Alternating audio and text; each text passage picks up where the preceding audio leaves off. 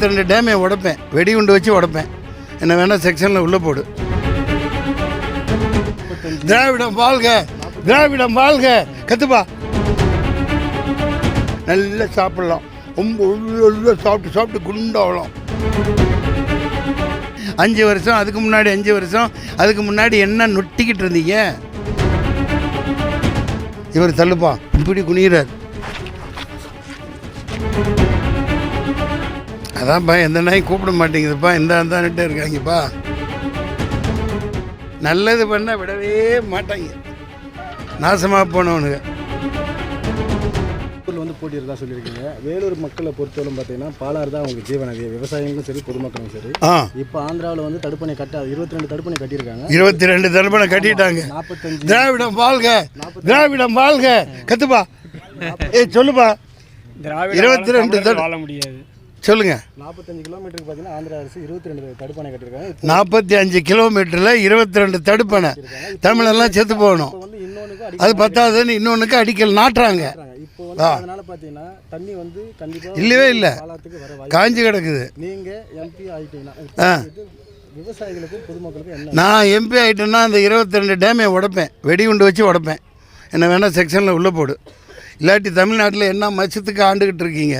என்ன வெங்காயத்துக்கு, என்ன பெரியார் வெங்காயத்துக்கு நீங்கள் இதை திராவிடம் பேசிகிட்டு இருக்கீங்க? தப்பு இல்லை, அவன் ஊருக்குள்ளே அவன் கட்டலாங்கிறது. நதியை பொறுத்த வரைக்கும் கட்ட முடியாது.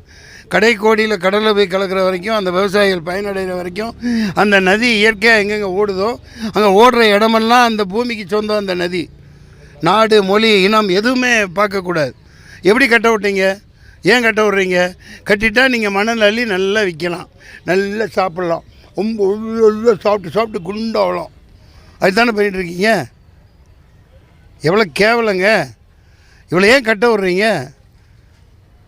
இப்போ மற்றொரு அணைக்கும் அடிக்கல் நாட்டியிருக்காங்க. இப்போ ஒரு 10 சார், இதெல்லாம் தப்புங்க சார். ஆளுங்கட்சியெல்லாம் இவ்வளோ யார் இருந்திருந்தாலும் சரி, அதெல்லாம் இவ்வளோ விட்டதே தப்பு. அதுக்கு தான் கரடியாக கத்திகிட்ருக்கோம். மாபெரும் தப்பு. அதெல்லாம் உடச்சி சொல்லிட்டு ஆந்திர அரசு 2 பேர் ஆள்றாங்களா? அவர் யார்? அந்த பக்கம் ஜெகன்மோகன் ரெட்டிப்பா. அவர் இன்னொருத்தர் தெலுங்கானாவில் இது வராதோ, ஜெகன்மோகன். இவர் ரேவந்த் ரெட்டி. அது எந்த ரெட்டியோ ஒன்றுப்பா. வாப்பா, எங்களுக்கு தமிழ்நாட்டுக்கு வர்ற தண்ணியை விடணும். இல்லாட்டி அப்புறம் என்ன? இந்தியா ஏக் இந்தியா, ஏக் இந்தியா, ஒரே இந்தியா. தண்ணியாக வரல விந்தியா. ஏன் ஐயா இருக்கிறீங்க பிந்தியா? சொல்லுங்க ஐயா. வந்து ஆர்னியில் போட்டியிருந்தா ஏற்கனவே சொல்லியிருந்தீங்க. ஆமாம், வேலூரில் வந்து போட்டியிருந்தீங்க. ஆமாம். வந்து பார்த்தீங்கன்னா ஏற்கனவே மிகப்பெரிய ஒரு விஐபியோட மகன் தான் எம்பி. யார் விஐபி? எங்கள் முன்னாடி எல்லாமே விஐபி தான், எல்லாமே விஐபி தான். யார் விஐபி இல்லை, இவிபி இல்லை, யாரும் ஐபி இல்லை. எல்லாம் சம்பாரித்து கோடி கோடியாக அடித்து சொத்தை வச்சு ஆட்டை போட்டு நிற்கிறாங்க. பார்த்துக்கலாம். நீங்கள் வேலூர் மக்களுக்கு என்ன முக்கியமாக செய்ய போய் அந்த அதுதான் சார், ஒரு எம்பின்னு இருந்தால் தான் போராட முடியும். எல்லா பிரச்சனையும் இருக்குது. சூதாட்டத்தை ஒழிக்கலாம், எவ்வளோ பிரச்சனை இருக்குது. ஒழிக்க முடியும்.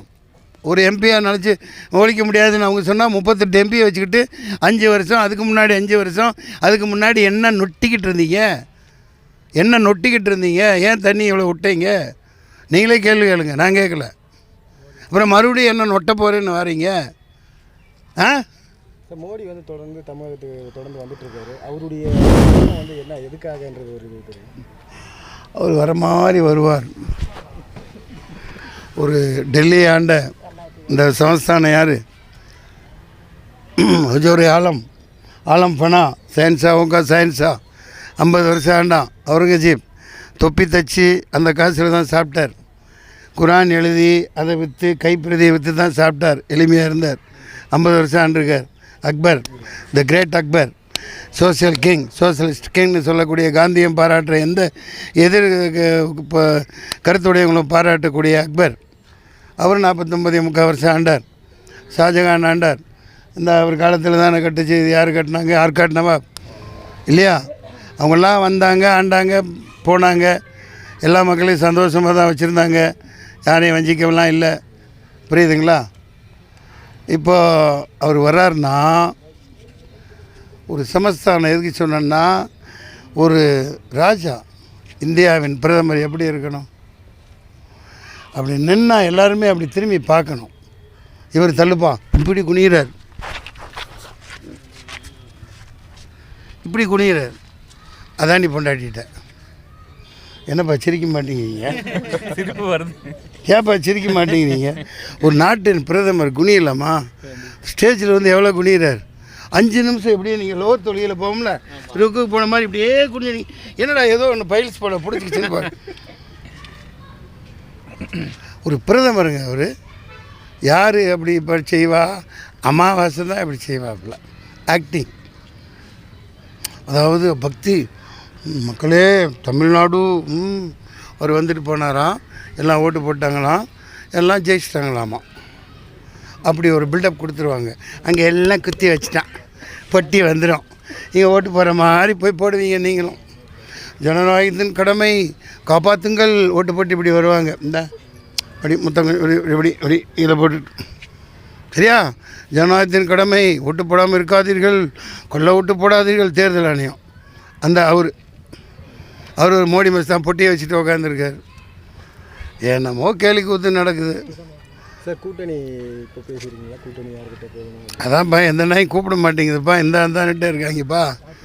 ஆமாம், பார்க்கலாம் சார். அதே மாதிரி புதுச்சேரியில் வந்து இந்த பாலியல் வன்கொடுமை செஞ்சு அதான். ஆமாம், அந்த மாதிரி குற்றங்களை தடுக்கணும்னா என்ன? நீ எவ்வளோ சொல்லிக்கிட்டே இருக்குது. தடுக்கணும்னா ஒரே ஆர்டர். மதுவை தடுக்கணும், எல்லா போதை வசதியும் தடுக்கணும். ஒரே ஆர்டர். ஒரு சொட்டு கூட இல்லை, தூக்கம் எல்லாம் அப்புறம் பார்த்துக்கலாம்.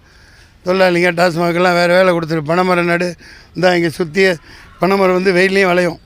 பனங்கொட்டையை நடு, இங்கேருந்து கொண்டு வா, அந்த மாதிரிலாம் வேறு நாடுகள்லேருந்து கொண்டு வா, ஃபுல்லாக நடு, இயற்கையாக பசுமையாக்கு, இயற்கை விவசாயத்தை ஊக்குவி, ஃபெர்டிலைசர்ஸ்லாம் ஒளி. உணவெல்லாம் நஞ்சாயிடுச்சு. ஆவின் பால்லாம் வாயில் வைக்க முடியல. குழந்தைகள்லாம் இப்போ நாங்கள்லாம் ஏதோ பொழைச்சிட்டோம். இப்போ இருக்க குழந்தைகள்லாம் இப்போ 20 வயசு தாண்டு மாதிரி தெரியல. தயிர் அடித்து ஆவின் பால் தயிர் தான் வாங்குகிறேன், பால் வாங்குகிறோம். அடித்தா மேலாப்பில் கெட்டியாக இருக்குது.